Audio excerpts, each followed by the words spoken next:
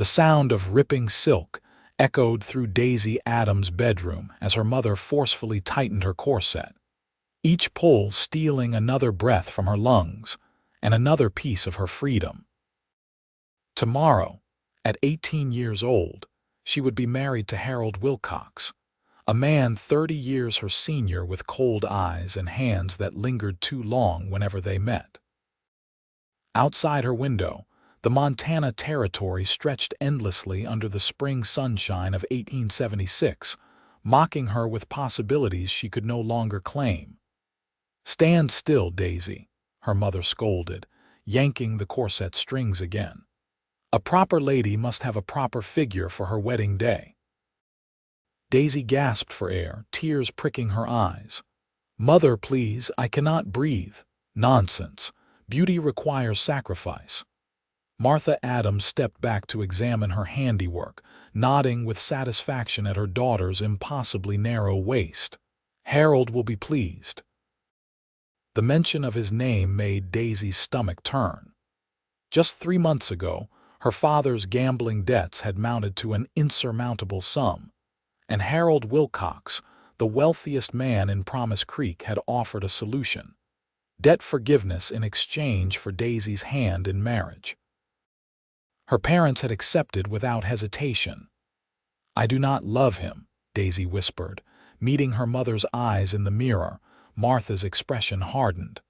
"Love is a luxury for those who can afford it.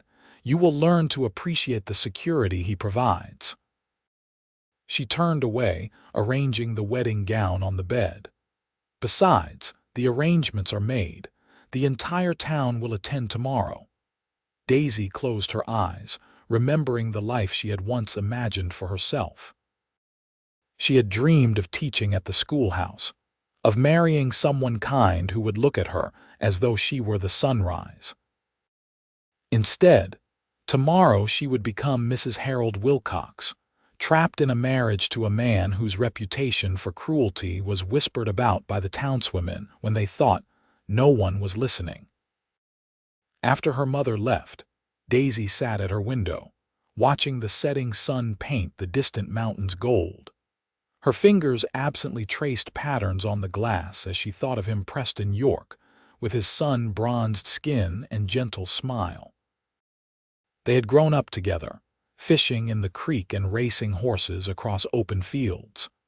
When he'd left 3 years ago to make his fortune in the silver mines, he'd promised to return for her. But Preston had never come back, and tomorrow she would belong to another man. A soft knock interrupted her thoughts. The door creaked open to reveal her younger sister, Lucy. "Daisy," Lucy's voice was barely audible. "Are you all right?" Daisy forced a smile. "Of course, just wedding nerves." Lucy crossed the room and took her sister's hands. At 15, she still possessed the candor Daisy had been forced to abandon. "You shouldn't marry him. Everyone knows what he did to his first wife." Daisy's blood ran cold.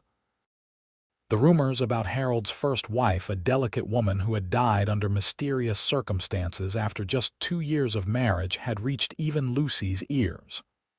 "I have no choice, Lucy," Daisy said softly. "Father's debts.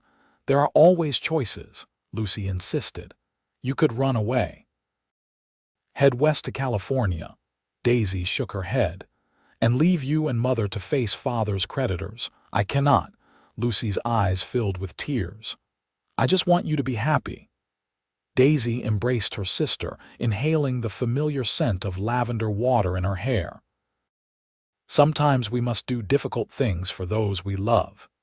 After Lucy left, Daisy removed the constricting corset and changed into her nightgown.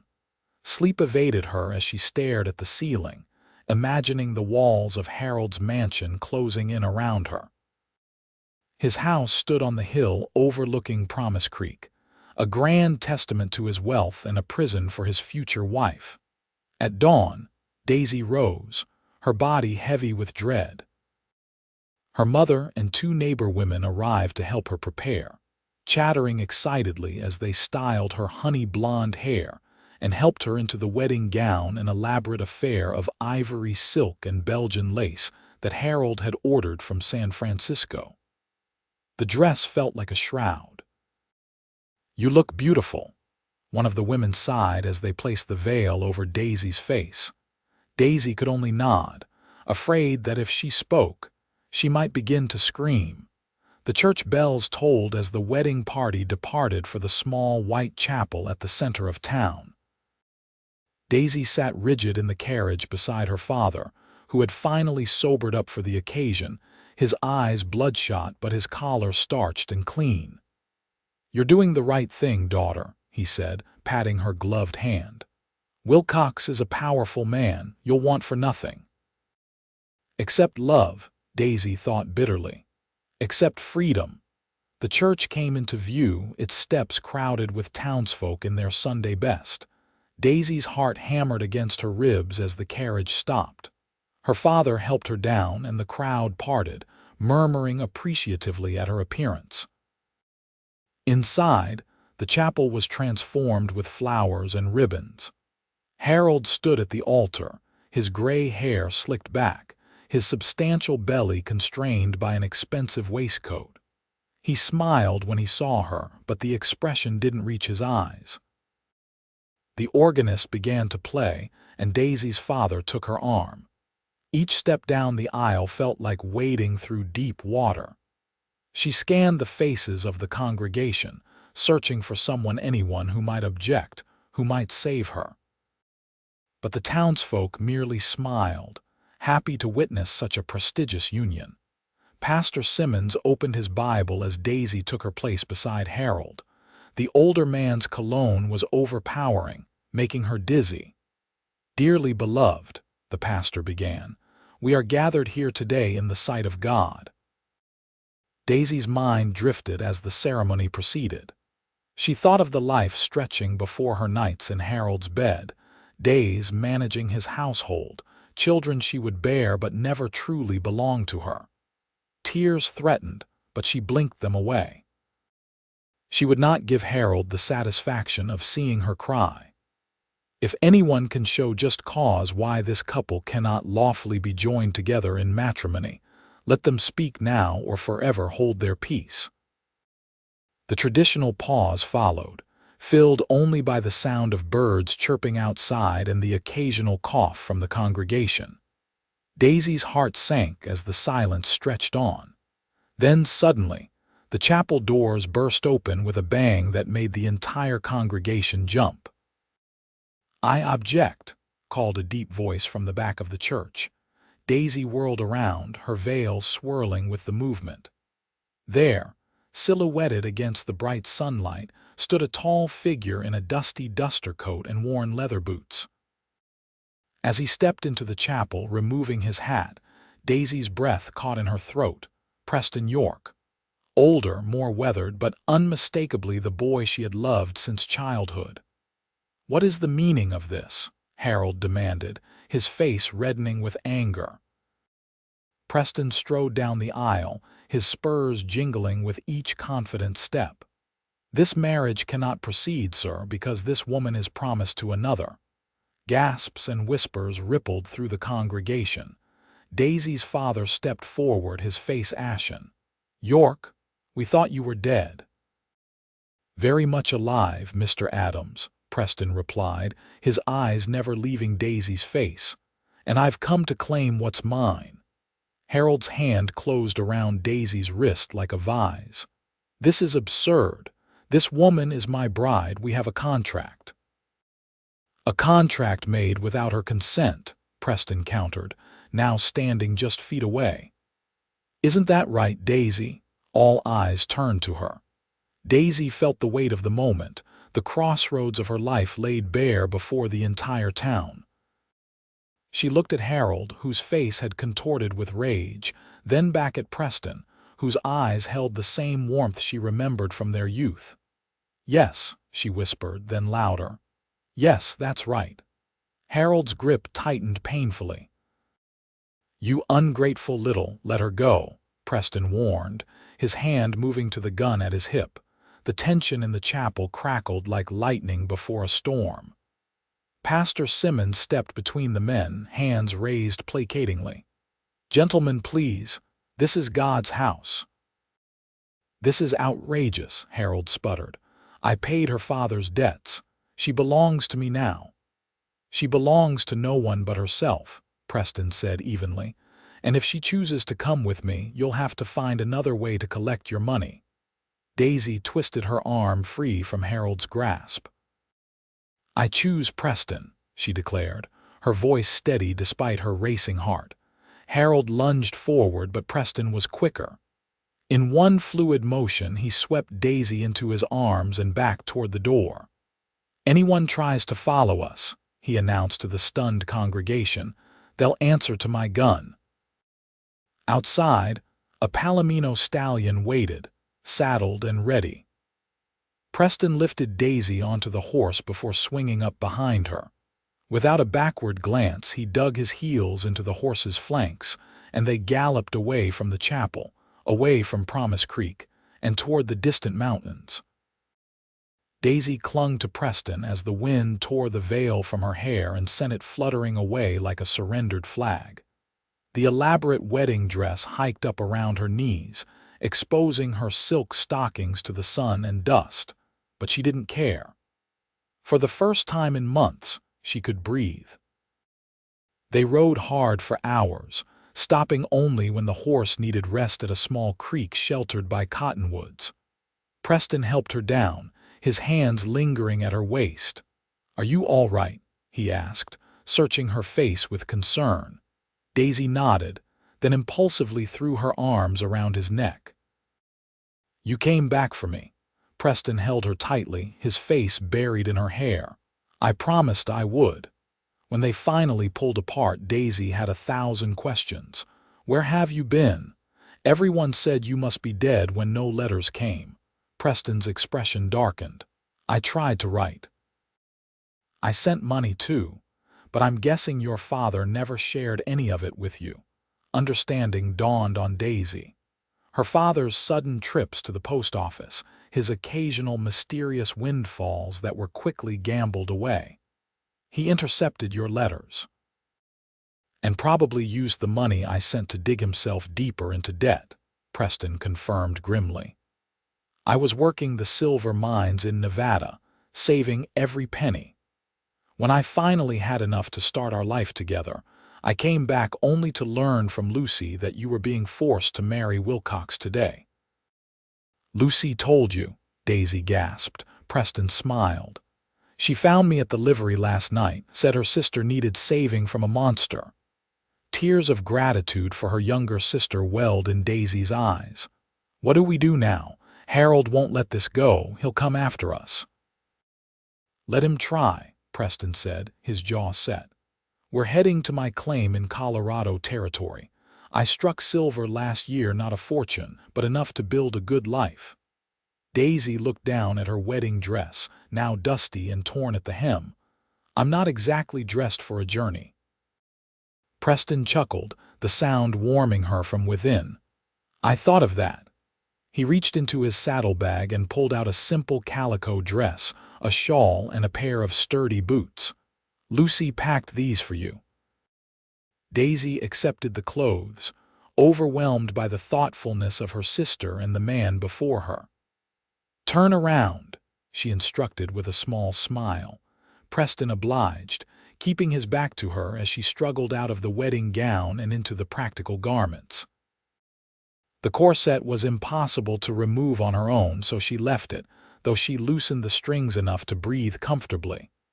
"You can look now," she said when she was decent. Preston turned, his eyes softening as he took in her transformed appearance. "Much better for riding," he approved. "Though you were beautiful in that fancy dress too." Daisy flushed with pleasure at the compliment.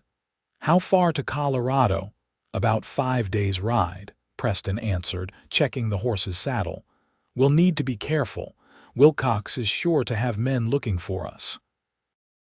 As if summoned by his words, the distant sound of hoofbeats reached them. Preston's head snapped up, his expression instantly alert. "We need to move. Now." He helped Daisy back onto the horse and mounted behind her. Instead of returning to the trail, He guided the palomino deeper into the trees, following the creek upstream where the rocky ground would hide their tracks. The pursuit grew closer, voices calling to each other through the trees. Daisy's heart pounded as Preston urged the horse to move faster through the difficult terrain. They splashed through the shallow creek, the cold water soaking their boots. "There!" a voice shouted from somewhere behind them. "I see something moving." A gunshot cracked through the air, splintering bark from a tree near their heads.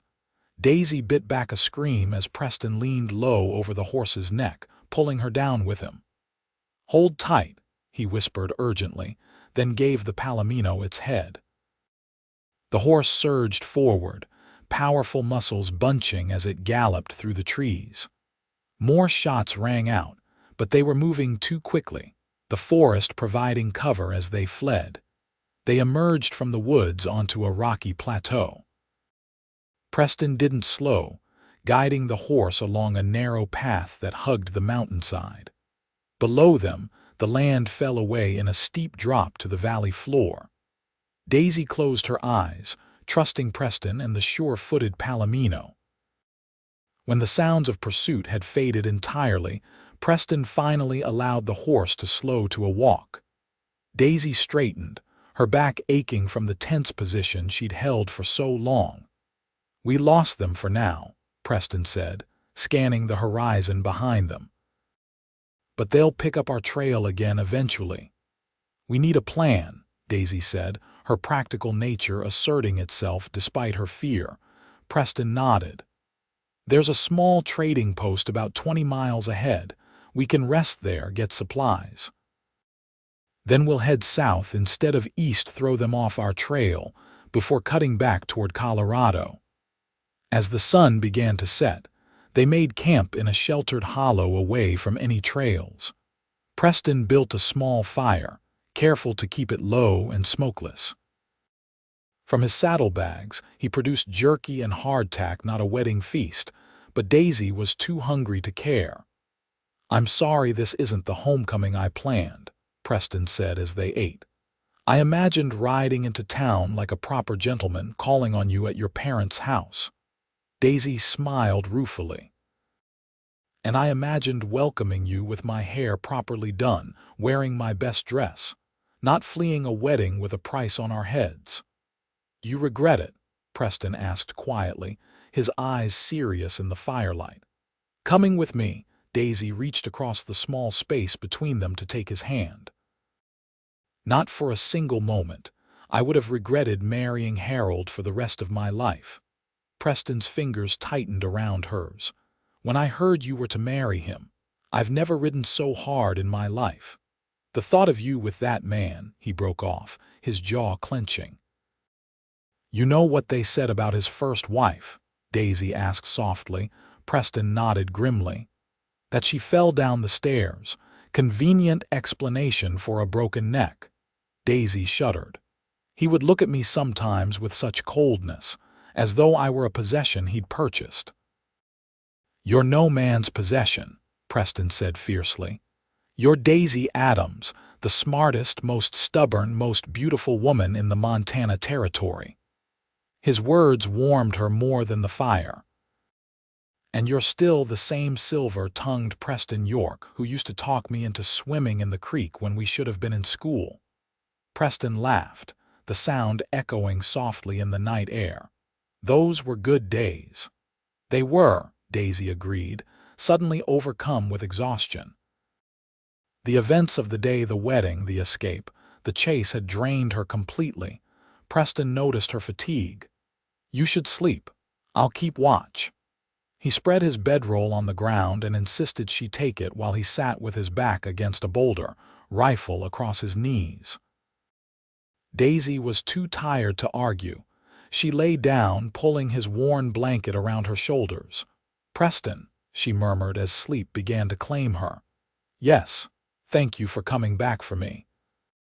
The last thing she saw before her eyes closed was his gentle smile, illuminated by the dying embers of their fire.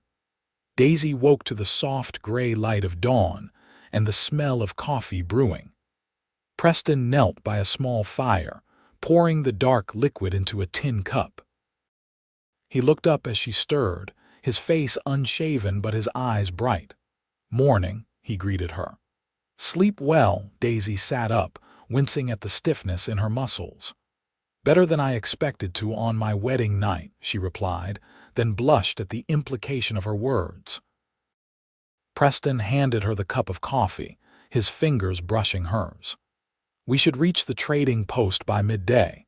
We can get more supplies there, maybe hear news of any pursuit." They rode more cautiously that day, staying off the main trails and keeping to the cover of trees when possible. Preston pointed out tracks and landmarks to Daisy, teaching her to read the land as they traveled. By noon, the trading post came into view, a rough-hewn log building with a corral and stable beside it. "Let me do the talking," Preston said as they approached. "The less anyone knows about us, the better." The trading post was run by an older man with a wild white beard and one cloudy eye. He barely glanced at them as they entered, continuing to arrange cans of beans on a shelf. "Afternoon," Preston greeted him casually. "Need some supplies." "Heading south." The man grunted acknowledgement. "Help yourself. Got fresh bread my wife made this morning. 5 cents extra." Preston selected provisions efficiently: coffee, beans, bacon, ammunition for his rifle. Daisy wandered the small store, pausing at a shelf of books. Her fingers trailed over a worn copy of Wuthering Heights. "You like to read?" the shopkeeper's wife asked, appearing from a back room. She was a plump woman with kind eyes and flour on her apron. "Very much," Daisy admitted. The woman smiled. "Not many readers pass through here." "Take it if you like.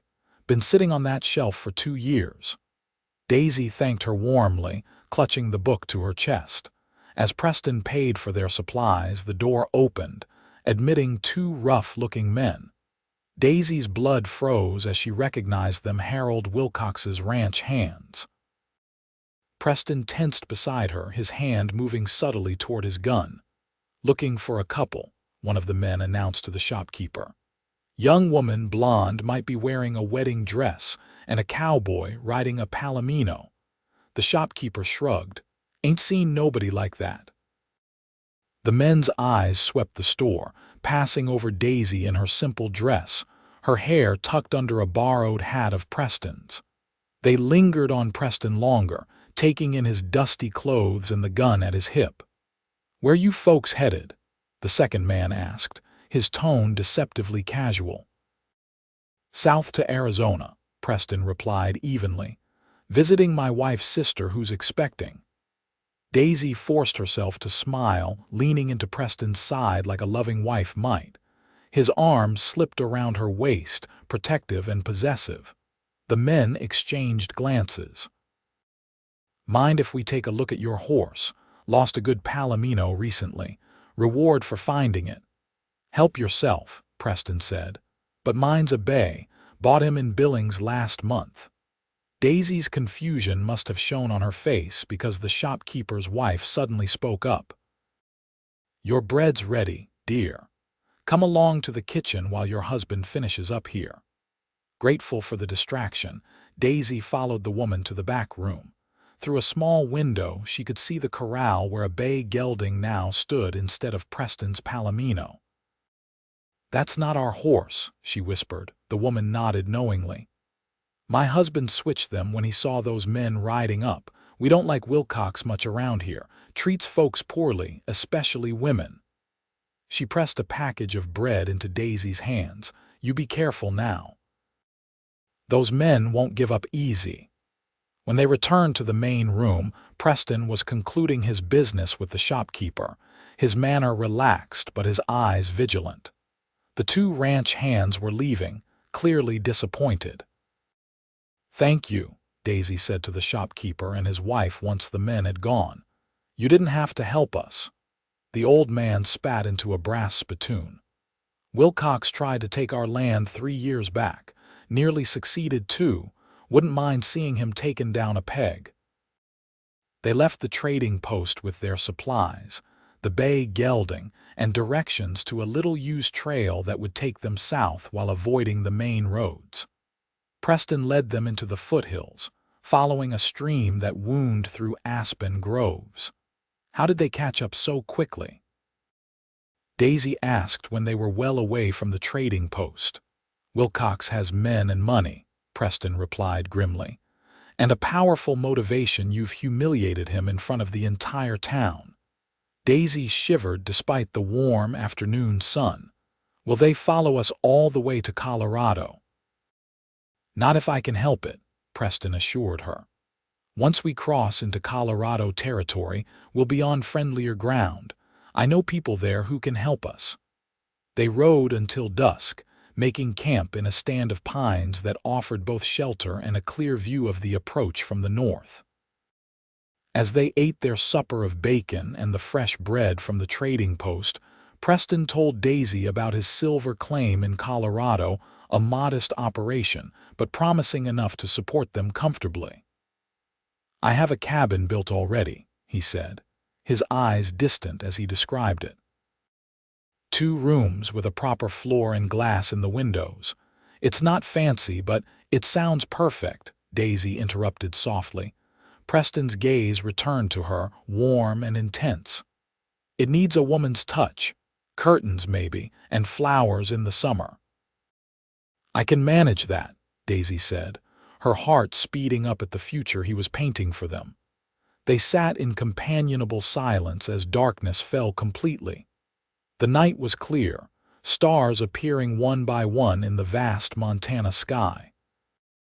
Daisy found herself watching Preston more than the stars, studying the changes 3 years had brought to his face. The boy she had known was still there in his smile, but now he was undeniably a man confident, capable, and even more handsome than she remembered. What are you thinking about? Preston asked, catching her staring. Daisy blushed but answered honestly. How you've changed, how you haven't. Preston moved to sit beside her on the fallen log they were using as a bench. And what's the verdict? I like both versions, she admitted. The boy I grew up with and the man who came back for me. His hand found hers in the darkness. I never stopped thinking about you, Daisy. Every nugget of silver I found, every dollar I saved, it was all for this, for us. The tenderness in his voice undid her. Daisy leaned forward, closing the distance between them, and pressed her lips to his. Preston froze for a heartbeat, then his arms wrapped around her, pulling her closer as he deepened the kiss. When they finally broke apart, both were breathing heavily. Preston rested his forehead against hers, his voice rough with emotion. I've wanted to do that since I was 16 years old. Daisy smiled, her fingers tracing the line of his jaw. Why didn't you? Your father had a shotgun and made it clear no ranch hand was good enough for his daughter, Preston chuckled. Had to make something of myself first. And now you have, Daisy said softly. Preston nodded, his expression growing serious. Which is why we should wait to do this properly. When we're safe, when I can give you a real home, not a bedroll under the stars with Wilcox's men hunting us. Daisy appreciated his restraint, even as part of her wish to throw caution to the wind. Always the gentleman. Not always, Preston admitted with a rueful smile. It's taking considerable willpower at the moment.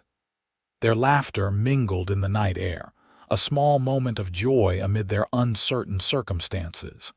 When they finally settled for sleep, Preston once again insisted Daisy take the bedroll while he kept watch.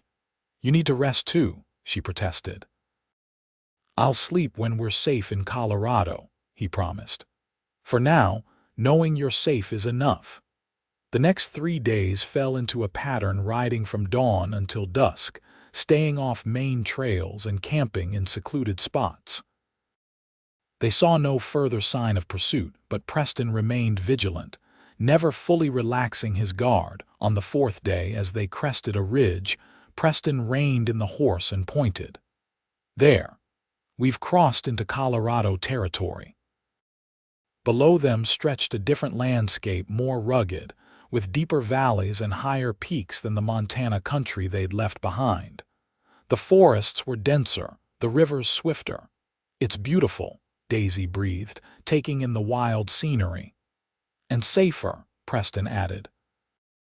Wilcox's influence doesn't extend this far. They descended into a valley where a small creek tumbled over rocks. Preston suggested they stop to rest and wash away the dust of travel. While he tended to the horse, Daisy went upstream to a sheltered pool where she could bathe in privacy. The cold water was shocking but refreshing as she scrubbed days of travel from her skin.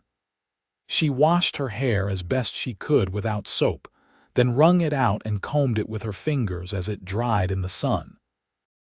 When she returned to their camp, wearing her now cleaned dress with her damp hair loose around her shoulders, Preston stared at her with such naked admiration that she blushed to her roots. "You look like a water nymph," he said, his voice husky. Daisy ducked her head, embarrassed by the intensity of his gaze. "Your turn. I'll watch the camp." Preston hesitated, then nodded and headed upstream with his razor and a small piece of soap. He returned half an hour later, freshly shaven and with his hair slicked back, water still glistening on his neck where he'd missed drying it. They continued their journey through the afternoon, the terrain growing increasingly familiar to Preston. As the sun began to set, he guided them off the trail toward a stand of aspens that concealed a small cabin. "We'll stay here tonight," he explained as they dismounted. "Belongs to a friend who won't mind us using it." The cabin was simple, but sound, one room with a stone fireplace, a rough table with 2 chairs, and a narrow bed against the far wall.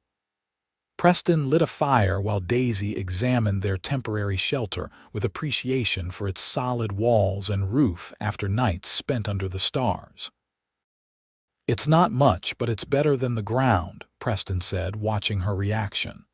"It's wonderful," Daisy assured him. She hesitated, glancing at the single bed. Preston followed her gaze and cleared his throat. "I'll sleep by the fire, you take the bed." They prepared a simple meal from their supplies, then sat by the fire talking as night fell completely outside. Preston told her more about his years in the silver mines, the backbreaking work, the dangers, the gradual accumulation of enough money to stake his own claim. "It was worth it," he said, his eyes reflecting the firelight as he looked at her. "Every blister, every dark day underground, because it brought me back to you." Daisy's heart swelled with emotion. "I never thought I would see you again. After the first year passed with no word, I tried to give up hope, but I couldn't stop loving you."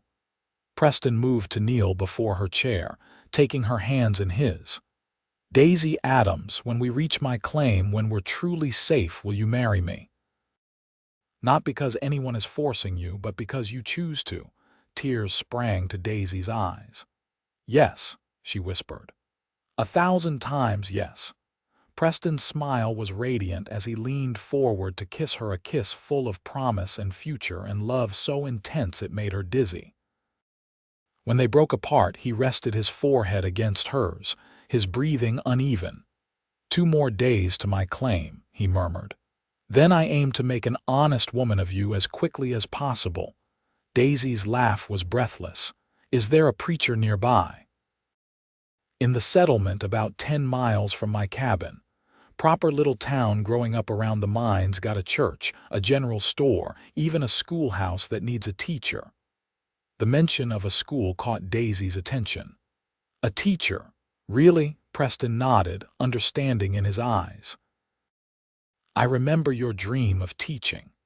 The schoolmarm there is getting married next month, moving to Denver with her husband. Position will be open."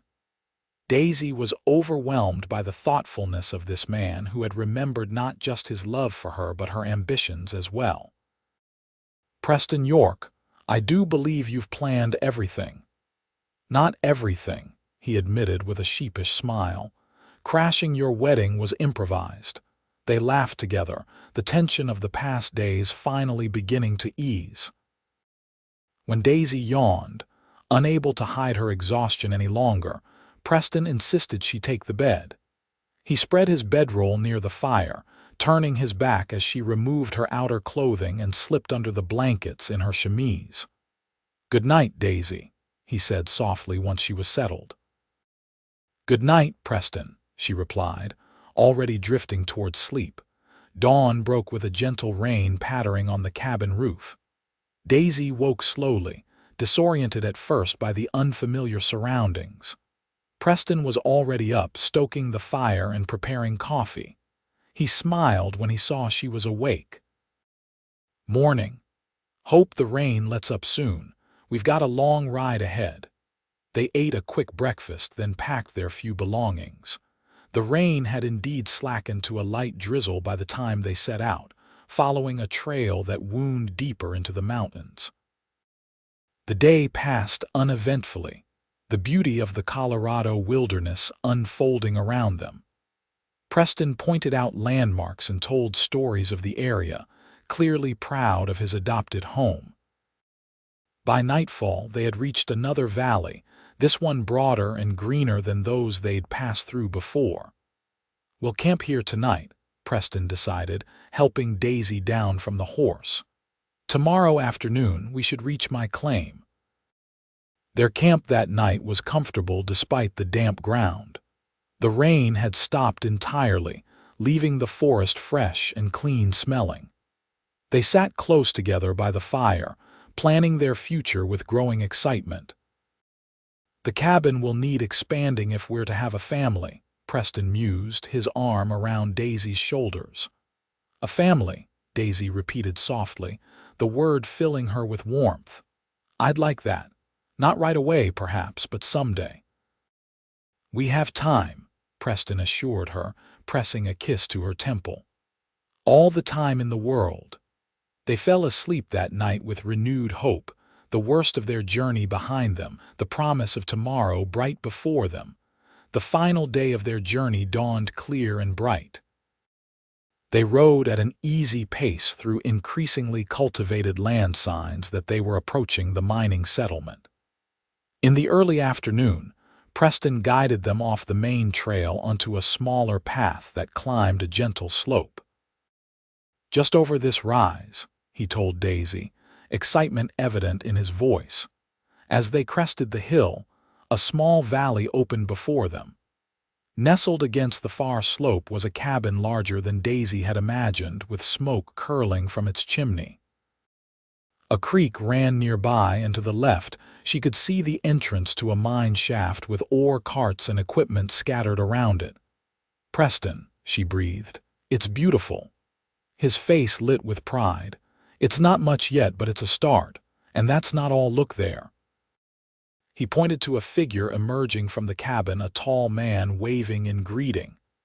"That's Daniel, my partner," Preston explained as they rode closer. "He's been working the claim while I was gone. Good man, from Wisconsin originally." Daniel proved to be a friendly giant of a man with a booming laugh and an easy manner. He welcomed Daisy warmly, clearly having heard all about her from Preston's stories. "So you're the woman who's had our Preston burning the candle at both ends to build up this claim," he teased. "Well, it's paid off. We hit a good vein last week while he was gone." Preston's eyes widened. "You're sure?" Daniel nodded, grinning broadly. "Assayed it myself in town, rich enough to expand operations considerably. Your timing couldn't be better." This news called for celebration. Daniel had prepared a hearty stew, anticipating their arrival based on Preston's estimated timeline.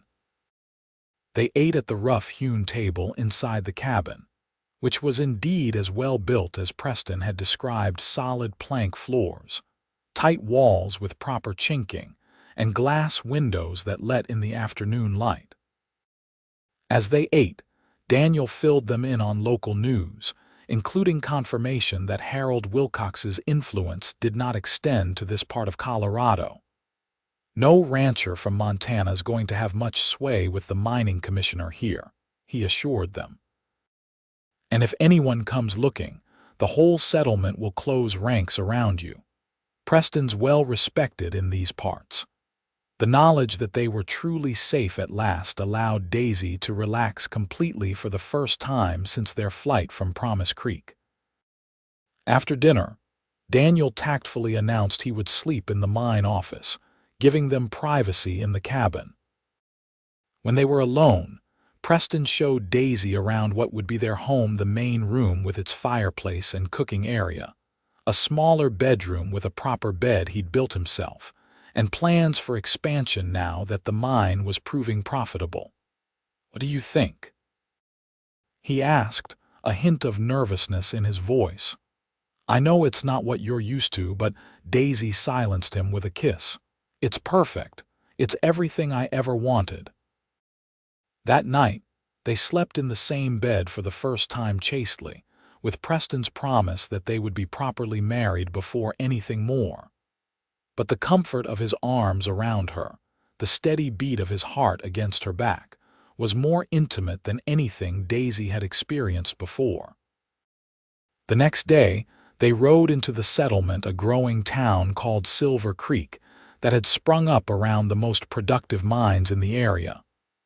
The main street boasted a dozen businesses, including a general store, a hotel, and the church Preston had mentioned.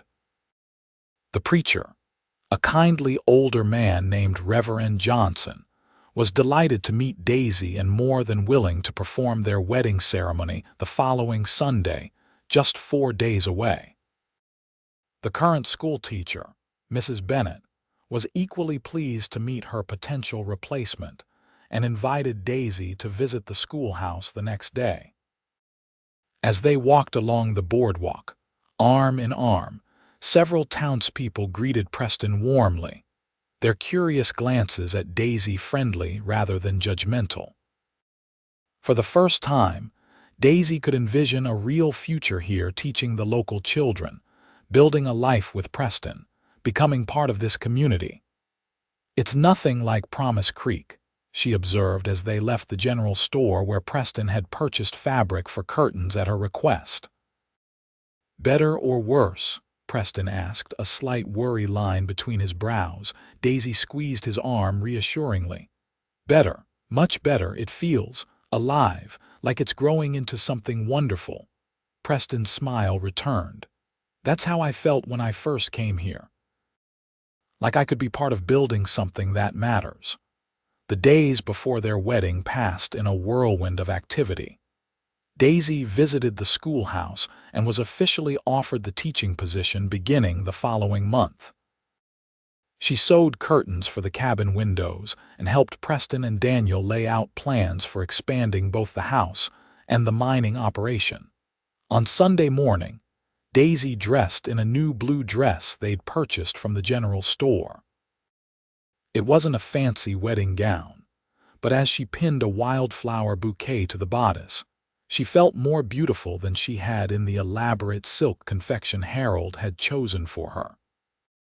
Preston waited for her outside the cabin, dressed in his best clothes, a clean white shirt, dark trousers, and a new vest. His eyes widened appreciatively as she emerged.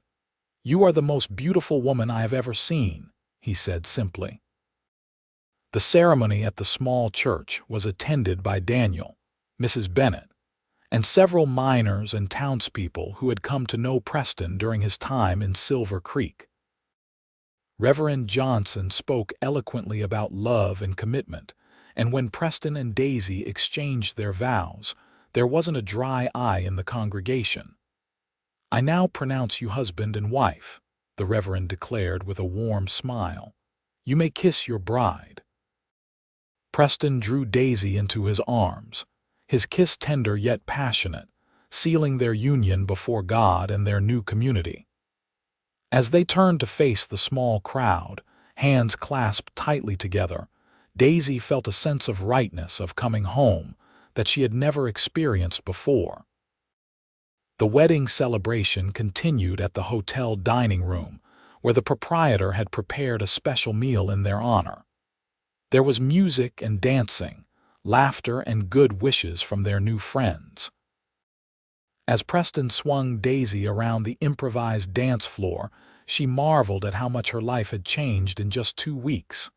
"Happy?" Preston asked, holding her close as the music slowed. "Completely," Daisy assured him, resting her head on his shoulder. "I never imagined being this happy." As the evening drew to a close, they thanked their guests and rode back to their cabin under a sky ablaze with stars.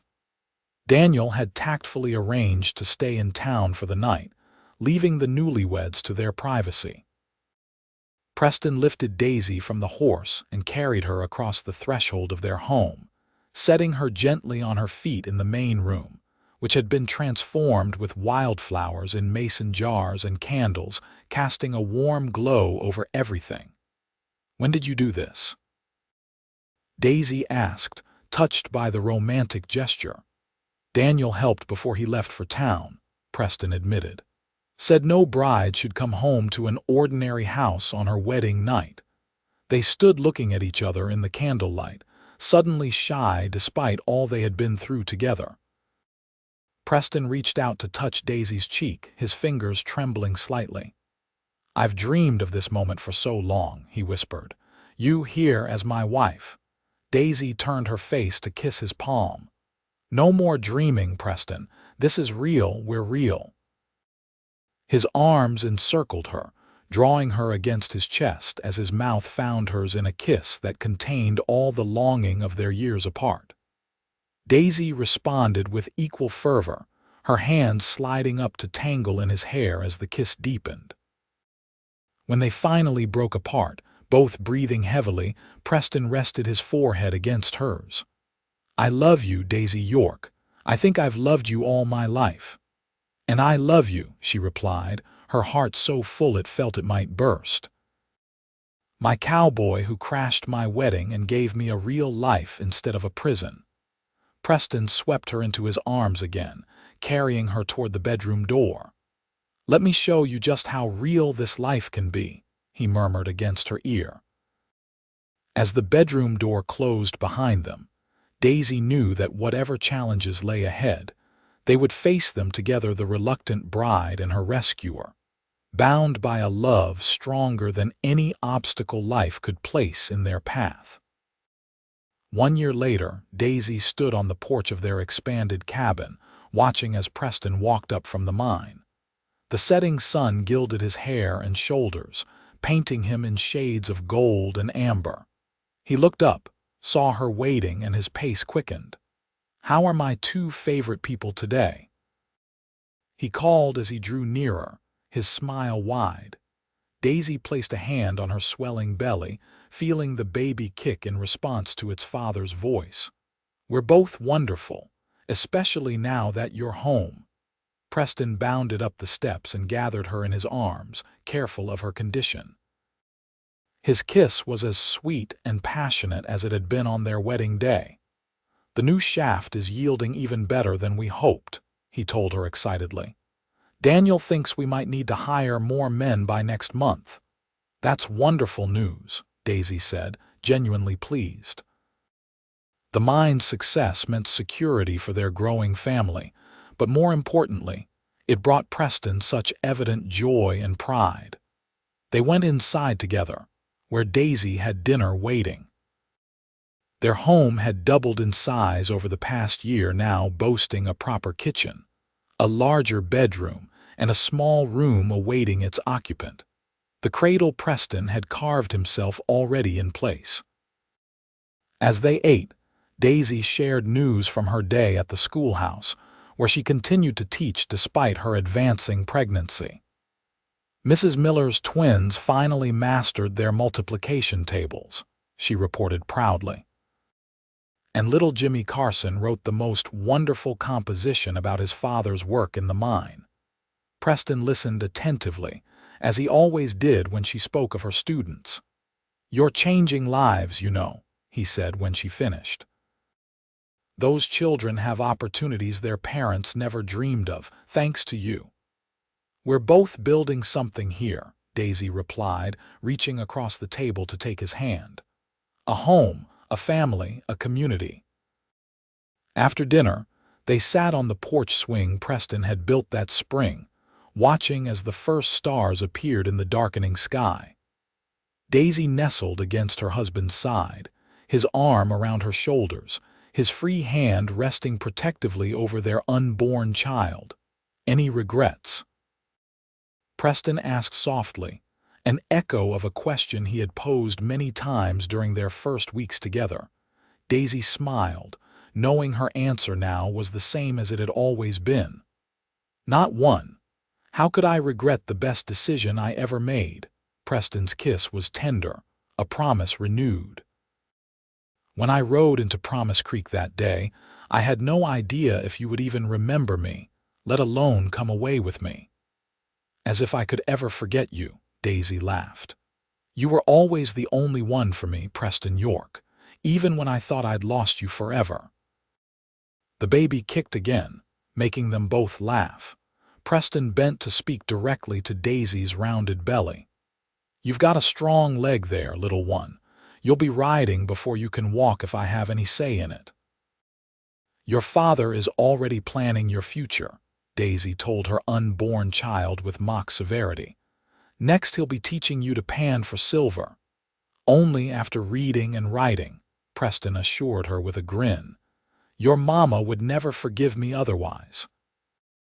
As night deepened around them, they continued to rock gently on the porch swing, making plans for their child, for the mine, for the school where Daisy would return after the baby was born. Their conversation was punctuated by laughter and kisses, by comfortable silences and shared dreams. From being a reluctant bride forced into a loveless marriage, Daisy had become a woman who had chosen her own destiny, a teacher respected by her community, a wife cherished by her husband, and soon a mother. The path had not been easy or straightforward, but as she sat in the circle of Preston's arms, feeling their child move within her, she knew it had led exactly where she was meant to be. "I love you," Preston whispered against her hair as they finally rose to go inside. "More today than yesterday, less than tomorrow." Daisy turned in his embrace, lifting her face for his kiss. "And I love you, my brave cowboy, forever and always." Hand in hand, they walked into their home, closing the door on the vast Colorado night.